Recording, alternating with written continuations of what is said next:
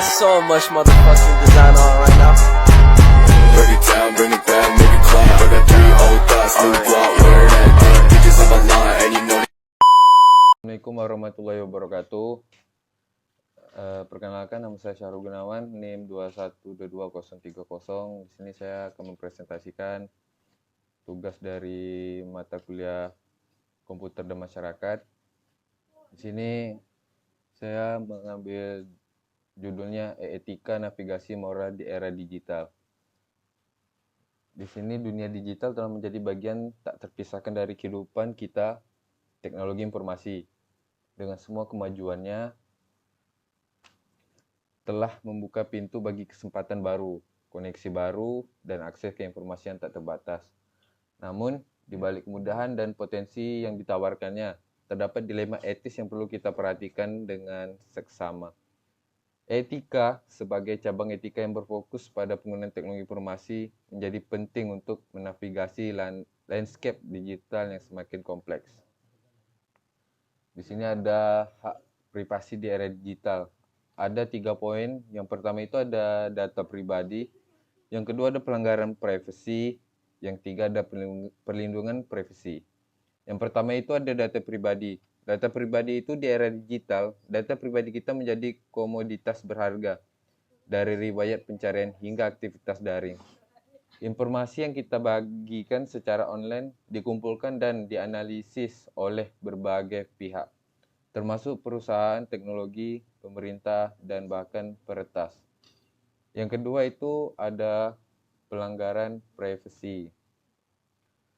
Pelanggaran privasi dapat terjadi dalam berbagai bentuk, mulai dari pencurian identitas hingga pemantauan online tanpa izin.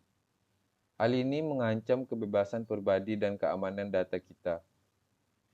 Yang ketiga itu ada perlindungan privasi. Penting untuk memahami hak privasi kita dan mengambil langkah-langkah untuk melindungi data pribadi. Ini meliputi pemilihan kata sandi yang kuat, penggunaan VPN, dan menilai aturan privasi aplikasi yang kita gunakan. Nah, ini ada keadilan digital, akses dan kesetaraan. Ada 3 poin juga. Yang pertama itu ada kesempatan digital. Yang kedua ada digital divide. Yang ketiga ada menjembatani kesenjangan. Untuk kesempatan digital ini, poin pertama itu akses internet dan teknologi digital merupakan faktor penting dalam kesempatan ekonomi, pendidikan, dan sosial. Keadilan digital berarti memastikan semua orang memiliki akses yang sama terhadap teknologi, terlepas dari latar belakang mereka. Yang kedua itu ada digital divide. Sayangnya kesenjangan digital masih terjadi. Faktor ekonomi, lokasi, dan pendidikan dapat menghilangkan akses terhadap teknologi bagi beberapa kelompok masyarakat. Ini juga menciptakan ketimpangan yang dapat menghambat kemajuan sosial dan ekonomi. Yang ketiga, menjembatani kesenjangan. Program yang menangani kesenjangan digital sangat penting. Inisiatif ini dapat berupa penyediaan akses internet gratis, pelatihan keterampilan digital, dan program literasi digital. Selanjutnya itu ada kebebasan berbicara di ruang digital. Ada 3 poin juga di sini. Yang pertama itu ada kebebasan ekspresi. Yang kedua itu ada batasan dan sensorship. Yang ketiga ada etika penggunaan. Yang pertama itu ada kebebasan ekspresi. Kebebasan ekspresi ini, ruang digital memberikan platform baru untuk kebebasan berbicara. Orang dapat mengungkapkan pendapat mereka, berbagi informasi, dan berpartisipasi dalam diskusi publik dengan mudah. Yang kedua itu ada batasan dan sensorship. Namun, kebebasan berbicara di ruang digital juga memiliki batasan. Penting untuk menumbuhkan keseimbangan antara kebebasan ekspresi dan tanggung jawab dalam penggunaan teknologi. Yang ketiga, ada etika penggunaan. Etika dalam berkomunikasi di ruang digital sangat penting. Hindari perilaku berbahaya, ujaran kebencian, dan informasi yang menyesatkan. Dan budayakan dialog yang konstruktif dan hormati pendapat orang lain. Yang selanjutnya itu ada ketergantungan teknologi, tantangan dan peluang. Di sini ada 4 poin. Yang poin pertama itu ada ketergantungan berlebihan. Poin kedua ada kehilangan konsentrasi. Yang ketiga ada efek negatif pada kesehatan. Yang keempat itu peluang teknologi. Untuk poin pertama itu ketergantungan berlebihan. Penggunaan teknologi yang berlebihan dapat menimbulkan ketergantungan dan mengurangi kualitas hidup. Ini dapat mempengaruhi kesehatan mental, hubungan sosial, dan produktivitas. Yang kedua ini ada kehilangan konsentrasi.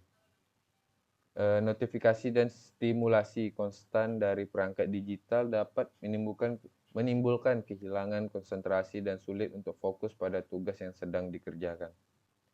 Yang ketiga itu ada efek negatif pada kesehatan. Ketergantungan pada teknologi dapat meningkatkan risiko gangguan tidur, mata lelah, dan masalah kesehatan mental lainnya. Penting juga untuk mencari keseimbangan dalam penggunaan teknologi. Poin keempat itu ada peluang teknologi. Teknologi juga memiliki peluang besar untuk meningkatkan kualitas hidup. Ini dapat digunakan untuk pendidikan, kesehatan, dan keterlibatan sosial.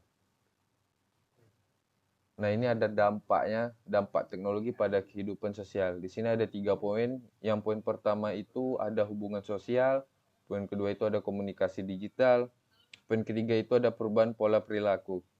Di sini untuk poin pertama itu hubungan sosial. Teknologi telah mempengaruhi hubungan sosial. Platform media sosial memungkinkan orang untuk terhubung dengan orang lain dari seluruh dunia.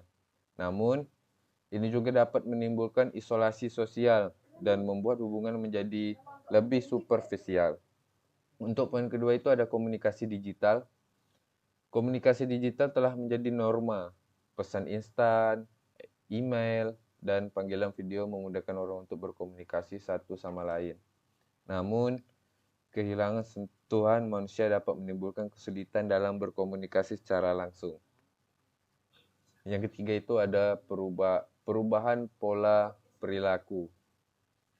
Perubahan pola perilaku. Penggunaan teknologi dapat mempengaruhi pola perilaku kita. Orang dapat menjadi lebih tergantung pada perangkat digital dan kehilangan kemampuan untuk berpikir kritis dan memecahkan masalah secara mandiri. Di sini ada etika dalam pengembangan teknologi.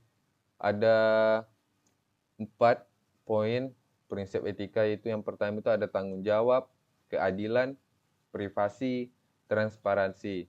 Untuk tanggung jawab itu penjelasannya itu pengembang teknologi memiliki tanggung jawab untuk memastikan bahwa teknologi yang mereka buat aman, bermanfaat, dan tidak merugikan manusia. Untuk prinsip etika yang kedua itu ada keadilan. Teknologi harus dikembangkan dan diakses secara adil bagi semua orang, tanpa diskriminasi berdasarkan ras, agama, gender, atau status sosial. Yang ketiga itu ada privasi. Pengembangan teknologi harus menghormati privasi pengguna dan melindungi data pribadi mereka. Yang keempat ada transparansi. Pengembangan teknologi harus dilakukan dengan transparansi dan akuntabilitas. Masyarakat berhak mengetahui bagaimana teknologi dikembangkan dan bagaimana dampaknya pada mereka. Ini selanjutnya itu ada membangun masa depan etis dalam era digital. Ada 3 poin. Yang pertama pendidikan digital, regulasi dan kebijakan, kerjasama dan kolaborasi. Untuk pendidikan digital penting untuk mendidik masyarakat tentang etika dalam penggunaan teknologi. Ini meliputi pengetahuan tentang hak privasi, keadilan digital, dan dampak teknologi pada kehidupan sosial. Yang kedua ada regulasi dan kebijakan. Pemerintah dan lembaga regulasi perlu menetapkan aturan dan kebijakan yang melindungi hak digital masyarakat dan mengatasi dampak negatif teknologi. Yang ketiga ada kerjasama dan kolaborasi.